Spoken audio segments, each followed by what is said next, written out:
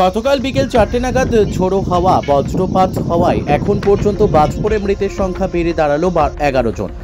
প্রশাসন সূত্রে খবর আহত হয়েছেন অনেকেই। কোথাও আম কুড়োতে গিয়ে কোনো শ্রমিক ধানের খেতে ধান কাটতে গিয়ে মৃত্যু হয়। মালদার বিভিন্ন জায়গায় বাজ পড়ে মৃত্যু হয়েছে, যেমন পুরাতন মালদা হরিশ্চন্দ্রপুর বাজ পড়ে মৃত্যু হয় 5 জন। মালদার মানিকচকে বাজ পড়ে মৃত্যু 2 জন। রতুয়া, গাজল, ইংলিশ বাজার বাজ পড়ে মৃত্যু 4 জন। এ নিয়ে গোটা মালদায় মৃত পরিবারে শোকের ছায়া নেমে এসেছে। মালদা থেকে বিশ্বজিৎ মণ্ডলের রিপোর্ট, এস নিউজ বাংলা। বিজলি পড়েছিল, আমরা পাশে দাঁড়িয়েছিলাম, আমি কান দিয়ে গেলেছিলাম, যখন তাকিয়ে দেখি দুজনা উল্টো ফুটে গেছে। তো কিছু না, আধা ঘন্টা আগে। তাও কি করছিল বাগানে? সবাই আমটাম কুড়াছিল, আরো সব বাচ্চা বাচ্চা সব খেলছিল, ওখানে সব বাড়ি টাড়ি ছিল। বাগানে 2 জনই শুধু এদের হয়েছে, আর কারো কিছু হয় না। বাগানে অনেকজন ছিল, তাও 40-45 জন ছিল। দুজনই অসুস্থ হয়েছে? হ্যাঁ, মারা গেছে? অসুস্থ হয়েছে? না না, সবাই হয়নি, শুধু এই দুটাই হয়েছে। 2 জন কি মারা গেছে? হ্যাঁ, মারা গেছে। কোথায় বাড়ি? রসিলাদহ, লক্ষ্মী কলোনি। তোমার নাম? সুশান্ত মির্জা। ওরা গেছিল আমাদের জমিতে ধান কাটা চলছে, ধান কাটা নিয়ে পালা দিচ্ছিল। আজকে ধান মারার কথা ছিল, তো মেঘ করছে বলে ধান আর মারিনি। তো এবার ওরা পালাটা তিরপাল দিয়ে পলিথিন দিয়ে ঢাকার পর ওরা ওখানে বসেছিল গাছতলায়। বিজলির পড়ার পর আমার আর জামাইবাবু আর ভাই 2 জনেই আহত হয়েছে। ভাই মৃত, জামাইবাবু কোথায় হয়েছে ঘটনাটা? বিজলি পড়ে হয়েছে। কোথায়? চাত্রার মাঠে, ওল্ড মালদা। যিনি মারা গেছেন ওনার নাম? আন্ডারে চাত্রার মাঠ। যিনি মারা গেছেন ওনার নাম কি? যে মারা গেছে ওর নাম মনোজিৎ মণ্ডল। আর আহত হয়েছে? দীপঙ্কর সিংহ, ওর বাড়ি আইও। হ্যাঁ। আপনার নাম? বাড়ি আইও। আপনার নাম? হ্যাঁ, আপনার নাম? আমার নাম সঞ্জীব মণ্ডল। কি হয়?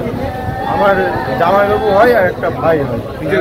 নিজের ভাই? জাইবু আহত আর ভাই নিজের ভাই। হ্যাঁ। খবর আজকে শুনলেন?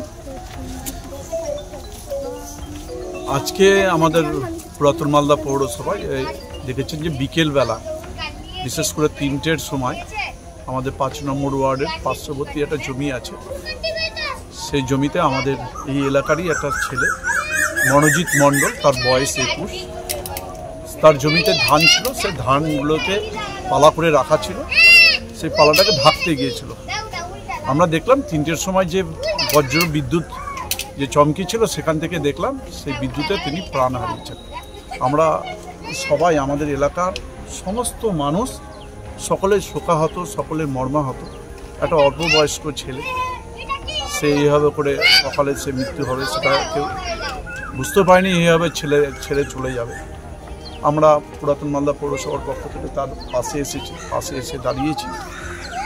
এবং দেখুন, মৃত্যু একটা জীবনের কেউ তো ক্ষতিপূরণ দিয়ে পূরণ করা যায় না, কিন্তু আমরা তার পাশে থাকার চেষ্টা করেছি। আগামী দিনে যে গভর্নমেন্টের যে সুযোগ সুবিধাগুলো, সেগুলো আমরা তাদেরকে যত টাইমে আমরা পৌঁছে দিতে। এবং তার সঙ্গে সঙ্গে শুধু 5 নম্বর ওয়ার্ডেও না, 17 নম্বর ওয়ার্ডেও, সেই 17 নম্বর ওয়ার্ডে একটা বাচ্চা ছিল, 14 বছরের একটা বাচ্চা ছিল, সেখানটা এই বজ্র বিদ্যুতে আক্রান্ত হয়ে সে মারা গেছে। আমরা সকলেই তার পরিবারের প্রতি আমরা শোকাহত।